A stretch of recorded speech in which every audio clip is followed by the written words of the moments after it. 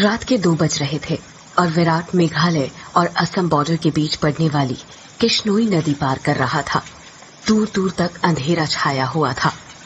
एक गहरे सन्नाटे ने किश्नोई नदी को घेर के रखा हुआ था और उसी नदी के ऊपर काले बादल मंडरा रहे थे, जिन्हें देखकर ऐसा लग रहा था कि किसी भी पल वो बरसने वाले हैं। नदी में घुटनों तक का पानी था, जो धीमी रफ्तार के साथ बह जा रहा था। विराट के एक हाथ में मोबाइल का टॉर्च था तो दूसरे हाथ में साइकिल का हैंडल। विराट पैदल पैदल मोबाइल के टॉर्च की रोशनी के सहारे नदी पार कर ही रहा था कि तभी उसका मोबाइल फोन बजने लग जाता है। विराट ने फोन उठाते हुए कहा, हाँ वंदना, बोलो। मोबाइल के अंदर से एक औरत की आवाज सुनाई देती है। कहाँ तक पहुँचे आप जी?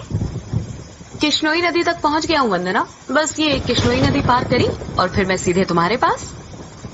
वंदना की घबराते हुए आवाज सुनाई देती है। क्या कहा? किश्नोई नदी पार कर रहे हो आप? और नहीं तो क्या, अब तुम्हें तो पता ही है कि बंगला मुड़ा गांव से रोंगकामुचा गांव जाने का तो एकमात्र यही रास्ता है ना, और वो भी नदी पार करके जाना पड़ता है। आपको इतनी रात में वापस नहीं आना चाहिए था, ग्रेवयार्ड कोठी में ही रुक जाना चाहिए था। आपको पता है ना, नदी के पास वो घूमती है। विराट हैरानी के साथ पूछता है, वो घूमती है मतलब? आपको सब पता है, पर फिर भी आप जानबूझकर ऐसा बोल रहे हैं ना। माँ जी ने बताया था ना कि नदी पार करते वक्त उसका नाम नहीं लेना चाहिए, वरना वो सच में आ जाती है। वंदना, तुम भी ना कहाँ माँ की बातों में आ गई। लगता है माँ ने तुम्हें भी यक्षिणी की कहानी। विराट अपनी बात पूरी करता उससे पहले ही वंदना घबराते हुए कहती है, चुप हो जाओ जी।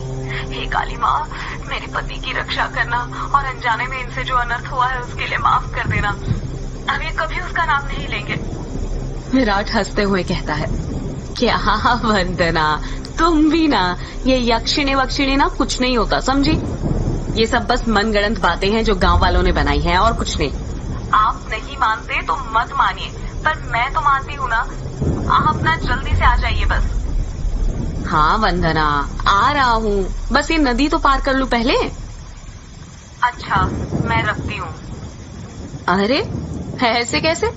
तुम्हें नहीं लगता तुम कुछ भूल रही हो? मैं भूल रही हूँ? क्या भूल रही हूँ? यक्षिणी के बारे में याद रख सकती हो, लेकिन ये याद नहीं रख सकती कि आज हमारी शादी की सालगिरह है। गलती हो गई जी, माफ कीजिएगा। आपकी फिक्र में तो मैं भूल ही गई थी। विराट मुंह बनाते हुए कहता है, अब भूल गई थी ना तो उसकी सजा तो मिलेगी तुम्हें। सजा के लिए तैयार रहना। वंदना प्यार से पूछती है। अच्छा, तो क्या सजा देंगे आप? तुम्हारी सजा ये है कि तुम्हें आज रात भर जागना पड़ेगा। वंदना शर्मा जाती है और शर्माते हुए कहती है, आप भी ना कैसी कैसी बातें करते हैं आप। अरे अपनी पत्नी से ऐसी बातें नहीं करूंगा तो किससे करूंगा? ठीक है, आ जाइए, मैं इंतजार कर रही हूँ आपका। जल्दी आना। वंदना फोन कट कर देती है और विराट वापस से नदी पार करने लग जाता है। अभी विराट ने 1-2 कदम आगे बढ़ाए ही थे कि तभी उसको पायल बजने की आवाज सुनाई देती है। विराट को लगता है कि उसके पीछे से कोई लड़की भागते हुए निकली हो। पायल की आवाज सुनकर विराट जहां पर था वहीं पर रुक जाता है और पीछे मुड़कर देखने लग जाता है। जब वो पीछे मुड़ता है तो सिवाय अंधेरे के उसे कुछ दिखाई नहीं देता। उसके पीछे कोई नहीं था। ये वंदना भी ना यक्षिणी का नाम लेकर ना मेरे मन में ना उसका वहम डाल दिया है, और वही वहम डरा रहा है।